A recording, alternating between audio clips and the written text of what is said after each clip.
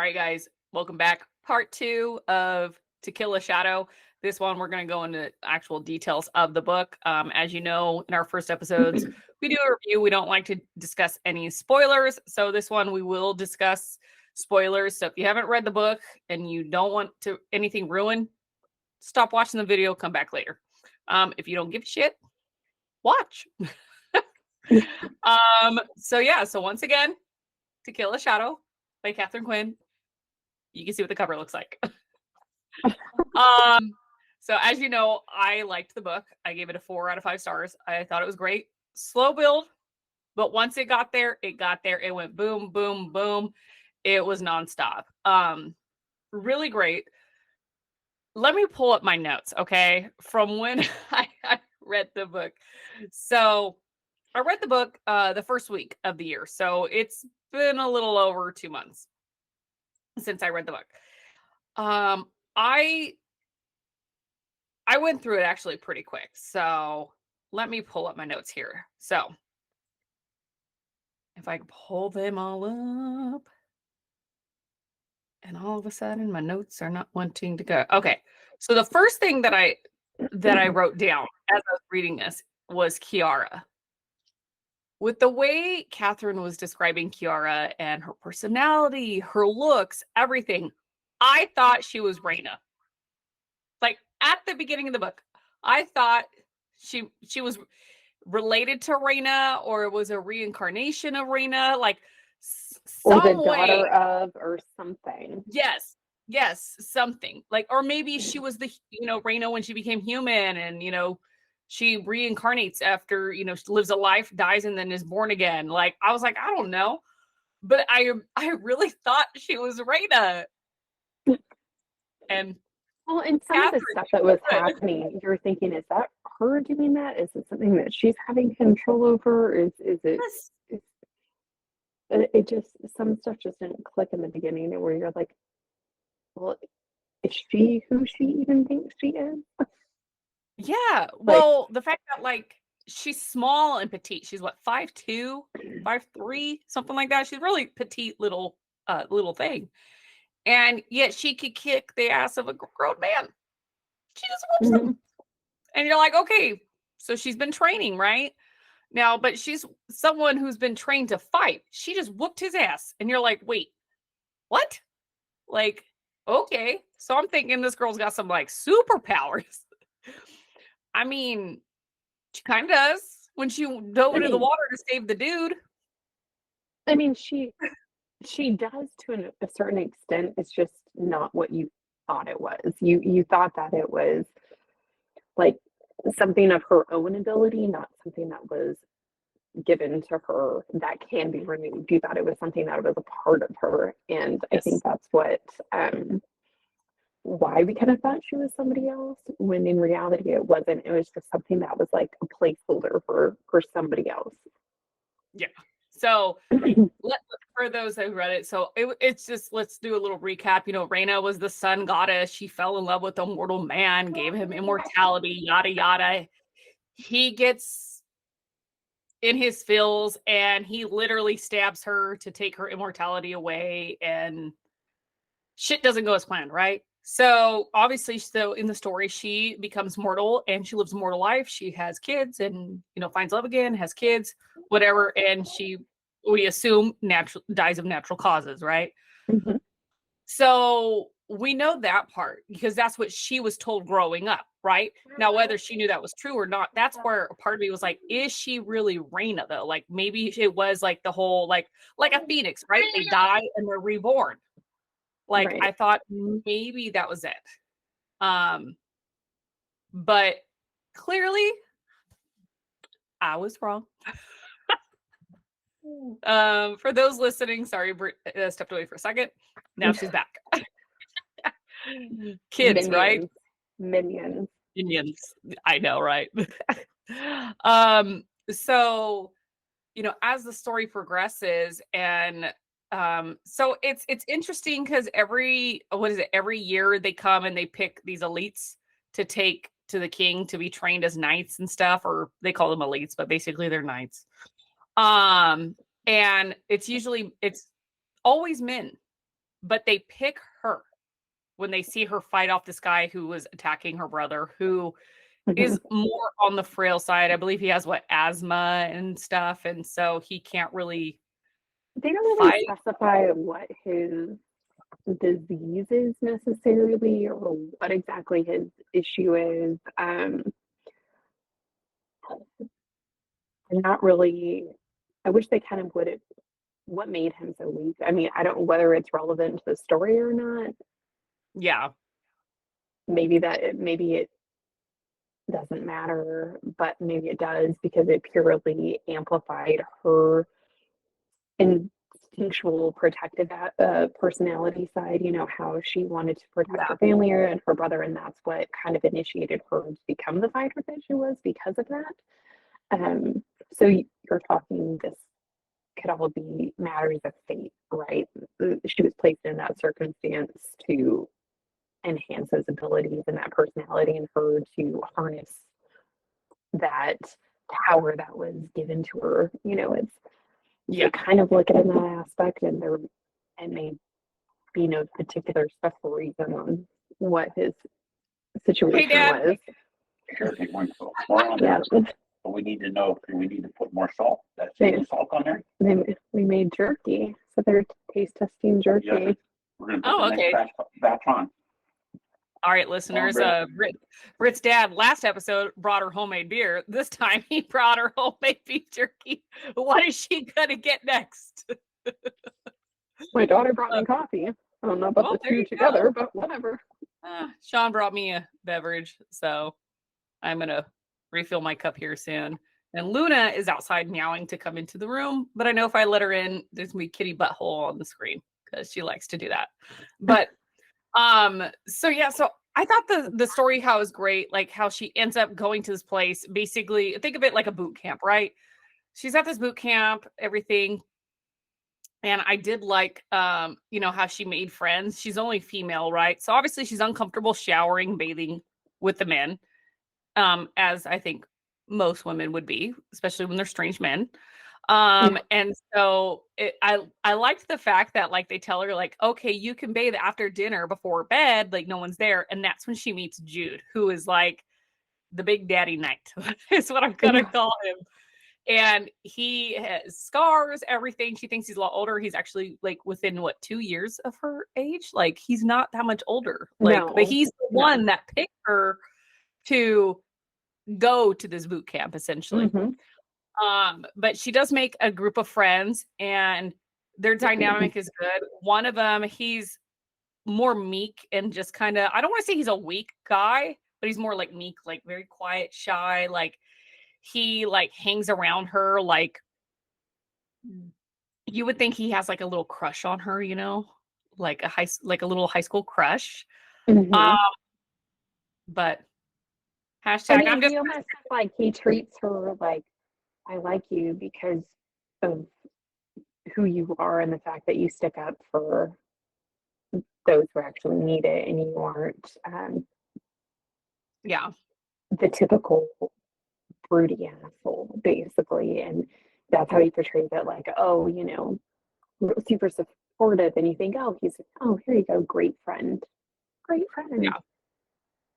Not. Well, I mean, I'm just gonna skip to the end, but fuck that guy. Yeah. Yeah, I didn't like his character the whole time. I didn't like him. I thought there was something up with him. I'm like, why is this guy so hung up on her? Like, I'm like, okay, is he gonna stalk her? Is he gonna kill her? Is he gonna rape her? Like, what's going on? Is he gonna confess his undying love? Like, the guy just right from the start was just creepy. Like, I didn't like him, and I didn't like what we found out about him at the end. Well, and it was like the whole like the kind of puppy dog kind of feeling, Yeah. Maybe, and some of the comments that he made where it was like, where I think she even felt like, oh, yeah, what does he mean by this statement? Like, is he saying that like he sees himself with me? She even questioned his motives and what he saw. And Yeah. but interesting enough, which when you read the story, basically, the goddess's soul was broken up into 3 pieces after being betrayed by her lover. And, they're, you think that, kind of as the story of the goddess and what happened between this mortal who was cursed to live without, Yeah. any special powers or abilities because of what he had done, and he was stuck being in this mortal position. Yeah. Essentially, he was manipulative, and at the very end, it comes out that he's this mortal that screwed over this person he was supposed to love, Yeah. and he was just a sneaky, snidey, manipulative man who was just seeking power and had no true. He didn't know what love was, and it was all about power. No. That's all I wanted. Yeah. He's obsessed. He's power hungry. That's why I didn't like him. And that's where I said Catherine did a really great job, because I had no clue until the last part of the book that he was the sun goddess's lover who betrayed her. Like, there was no way in hell. If you would have had me guess, I would have said him at all. I thought he was going to end up getting killed off because he was just this meek little annoying boy. I was hoping he would have got eaten from the zombie-like people or whatever the hell they were. I was hoping. Well, and that's the thing. He was the whole reason why all this stuff was happening. Yeah. Oh, yeah. He's literally the reason why the sun has not risen, that there's no crops, that these people are going to be on the brink of starvation because the sun goddess has basically been made mortal, and unless her powers, I believe, are combined, there ain't going to be no sun. No. And then so you it kind of reminds me. In the beginning, you thought, in a way, that Jude was going to be him. That's what I was thinking. I was like, oh, I didn't think that. It's him. That's what in the beginning I was thinking. My mind was kind of going in 2 different ways, and I was like, oh my gosh, I bet you it's him. He's this reason. She's gonna find out that that was him, and she would, and in reality, she was really Raina, and all of a sudden he's gonna try to take it again. I don't know. That's kind of where my thoughts were going in the beginning. Yeah. And then when that came out, I was like, okay. Totally thrown off with that because I wasn't expecting it. Well, another note I put is Kiara the light and Jude the darkness. So I didn't think that he was Raina's lover that had betrayed her. I thought he was the darkness, and that people are scared of and things like that. I thought there was something innately wrong with him. But in honesty, he just has PTSD. Yeah. He has PTSD so bad, and you start to feel for him, the stuff that he has had to go through since such a young age. You're just like, wow, what the heck is going on, right? The fact that he stabbed his own father, he killed his own father in order to survive.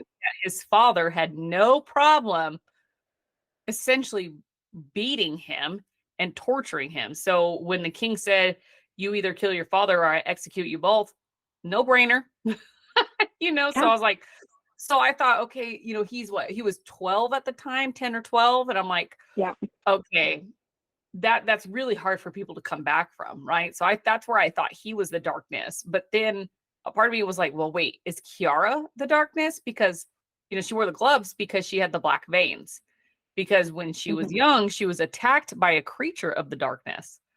And she's the only person known to survive. And mind blown when you find out it's because she has a piece of Raina's magic in her, and that's the only reason why she didn't die. And I was like, roller coaster. Roller coaster. Which is which made me think, okay, who is who? And that's where was it Patrick, right? He's not really Patrick, but yeah.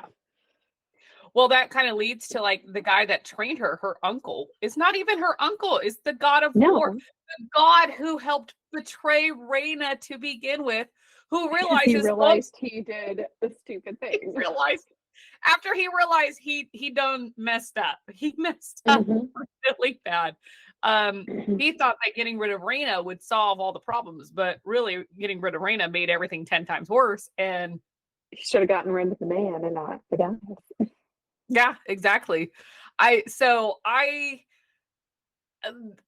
a roller coaster ride. A roller coaster ride. I thought it was really good.